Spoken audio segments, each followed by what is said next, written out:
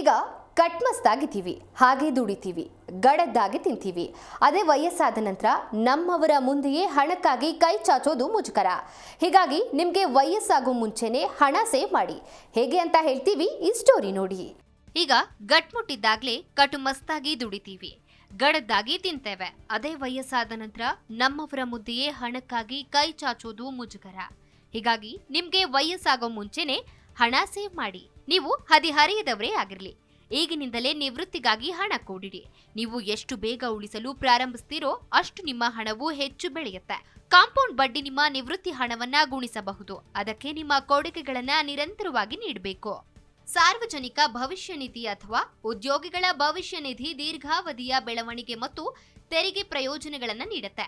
ಆದರ್ಶಪ್ರಾಯವಾಗಿ ನೀವು ನಿವೃತ್ತಿಗಾಗಿ ನಿಮ್ಮ ಆದಾಯದ 15-20% ಉಳಿಸಬೇಕು. ನಿಮ್ಮ ನಿವೃತ್ತಿಗೆ ಉಳಿತಾಯ ಮಾತ್ರ ಸಾಕಾಗೋದಿಲ್ಲ, ಸ್ಮಾರ್ಟ್ ಹೂಡಿಕೆ ಅತ್ಯಗತ್ಯ. ಆದ್ರಿಂದ ನಿಮ್ಮ ಉಳಿತಾಯವನ್ನ ಸ್ಥಿರ ಠೇವಣಿ, ರಿಯಲ್ ಎಸ್ಟೇಟ್, ಚಿನ್ನ ಮುಂತಾದ ವಿವಿಧ ಹೂಡಿಕೆಗಳಲ್ಲಿ ಹೂಡಿಕೆ ಮಾಡಿ. ರಾಷ್ಟ್ರೀಯ ಪಿಂಚಣಿ ಯೋಜನೆ ಅಥವಾ ಮ್ಯೂಚುಯಲ್ ಫಂಡ್ ನಿವೃತ್ತಿ ಯೋಜನೆಗಳು ನಿಮ್ಮ ನಿವೃತ್ತಿಯ ಸಮಯದಲ್ಲಿ ಶಾಶ್ವತ ಆದಾಯವನ್ನ ಒದಗಿಸಲು ಕೆಲವು ಮಾರ್ಗಗಳಿವೆ.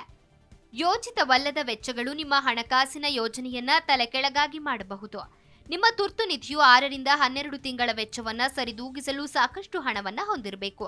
ಅನಿರೀಕ್ಷಿತ ವೈದ್ಯಕೀಯ ವೆಚ್ಚಗಳು ಅಥವಾ ವೈಯಕ್ತಿಕ ತುರ್ತು ವೆಚ್ಚಗಳನ್ನ ನಿಭಾಯಿಸಲು ಇದು ನಿಮಗೆ ಸಹಾಯ ಮಾಡುತ್ತೆ. ವಯಸ್ಸಾದಂತೆ ವೈದ್ಯಕೀಯ ವೆಚ್ಚಗಳು ಹೆಚ್ಚಾಗಬಹುದು. ಆದ್ರಿಂದ ಸಮಗ್ರ ಆರೋಗ್ಯ ವಿಮಾ ಯೋಜನೆಯು ನಿಮ್ಮ ಉಳಿತಾಯವನ್ನ ಕಾಪಾಡುತ್ತೆ, ಅನಿರೀಕ್ಷಿತ ವೆಚ್ಚಗಳಿಂದ ನಿಮ್ಮನ್ನ ರಕ್ಷಿಸುತ್ತದೆ. ಆದ್ರಿಂದ ಕಡಿಮೆ ಪ್ರೀಮಿಯಂನೊಂದಿಗೆ ಆರೋಗ್ಯ ವಿಮಾ ಯೋಜನೆಯನ್ನ ಖರೀದಿಸೋದು ಉತ್ತಮ.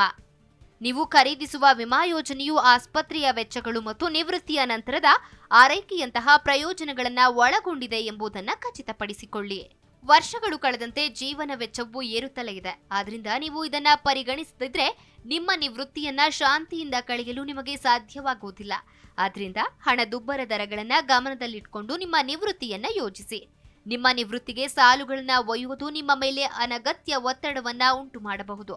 ಆದ್ರಿಂದ ಸಾಧ್ಯವಾದಷ್ಟು ನಿವೃತ್ತಿಯ ಮೊದಲು ನಿಮ್ಮ ಕ್ರೆಡಿಟ್ ಕಾರ್ಡ್ ಅಥವಾ ವೈಯಕ್ತಿಕ ಸಾಲವನ್ನ ಪಾವತಿಸಲು ಪ್ರಯತ್ನಿಸಿ.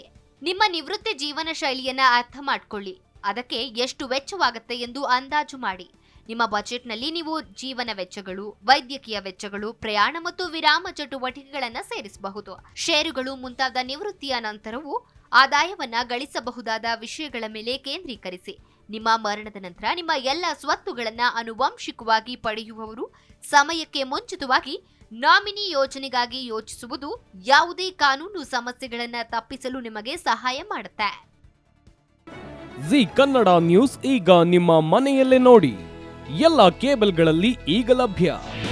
ನಿಮ್ಮ ನೆಚ್ಚಿನ ಜಿ ಕನ್ನಡ ನ್ಯೂಸ್ ಈಗ ಸನ್ ಡೈರೆಕ್ಟ್ ನಲ್ಲಿ number 292, Tata play number 1664, Jio TV number 1334, NXT digital number 30, in cable number 30, city networks 51, U digital number 162, GTPL number 17, Rockline telecommunications number 42, Shri Basaveshwara cable number 168, rural cable network 60, Vinayaka digital 57, Abhishek cable 821, city channel 53, Siddeshwara cable network 57, V4 digital Infotech 628, Surya digital networks 53, Gajanan digital number 836, Malnad Infotech private limited number